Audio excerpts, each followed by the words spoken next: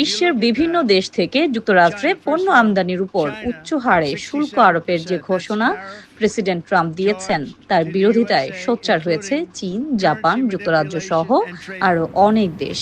ট্রাম্পের এই ঘোষণায় দেশগুলোর দেয়া তাৎক্ষণিক প্রতিক্রিয়ায় তাদের ব্যাপকভাবে ক্ষুব্ধ হওয়ার বিষয়টি উঠে এসেছে। ট্রাম্পের নতুন করে এই শুল্ক আরোপ করাকে বাণিজ্য যুদ্ধ হিসেবে আখ্যায়িত করেছে অনেক দেশ। বেইজিং বলছে তাদের রপ্তানি পণ্যের উপর যুক্তরাষ্ট্রের নতুন করে শুল্ক আরোপকে জোরালোভাবে প্রত্যাখ্যান করেছে তারা। সেই সঙ্গে নিজের অধিকার ও স্বার্থ রক্ষায় পাল্টা পদক্ষেপ নেওয়ার অঙ্গীকার করেছে চীন। চীনের বাণিজ্য মন্ত্রণালয় বলছে যুক্তরাষ্ট্রের শুল্ক আরোপ আন্তর্জাতিক বাণিজ্যের নিয়মনীতির সঙ্গে সঙ্গতিপূর্ণ নয় এবং এটি সংশ্লিষ্ট পক্ষগুলোর বৈধ অধিকার ও স্বার্থ ভীষণভাবে ক্ষতিগ্রস্ত করবে। The German automotive industry association বলেছে এই শুল্ক ক্ষতিগ্রস্ত ব্যক্তিদের সংখ্যাই শুধু বাড়াবে।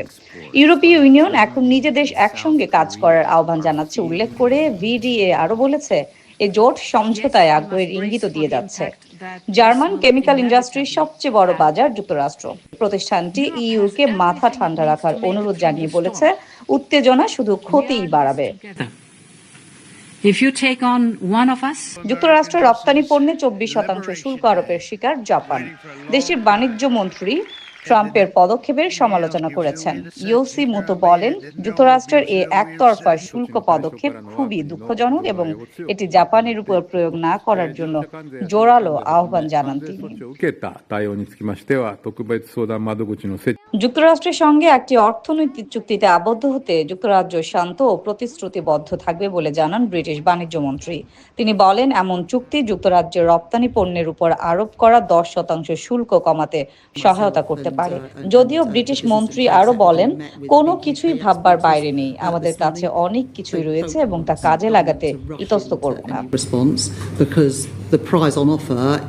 কানাডার প্রধানমন্ত্রী মার্ক কার্নি হুঁশিয়ারি করে বলেছেন এই শুল্ক আরোপ বিশ্ব বাণিজ্য ব্যবস্থাকে মৌলিকভাবে বদলে দেবে। আমরা পাল্টা পদক্ষেপ নিয়ে এই শুল্ক মোকাবেলা করতে যাচ্ছি।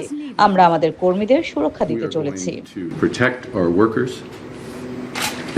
সুইজারল্যান্ডের উপর 31% শুল্ক আরোপের পর দেশটির প্রেসিডেন্ট কারিন কেলার শাটার বলেছেন সামনে কি পদক্ষেপ নেওয়া হবে সরকার শীঘ্রই সে বিষয়ে সিদ্ধান্ত নেবে। থাই প্রধানমন্ত্রী বলেছেন ট্রাম্পের 36% শুল্ক আরোপ কিভাবে মোকাবেলা করা হবে সে ব্যাপারে শক্ত পরিকল্পনা তার সরকারের রয়েছে।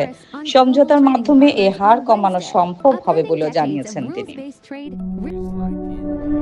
এদিকে ট্রাম্পের সবশেষ শুল্ক আরোপের তালিকায় নেই রাশিয়া, কানাডা, মেক্সিকো, উত্তর কোরিয়া, কিউবা সহ আরো কয়েকটি দেশের নাম। কি কারণে ট্রাম্প এসব দেশকে বাদ দিলেন তা নিয়ে চলছে জল্পনা কল্পনা।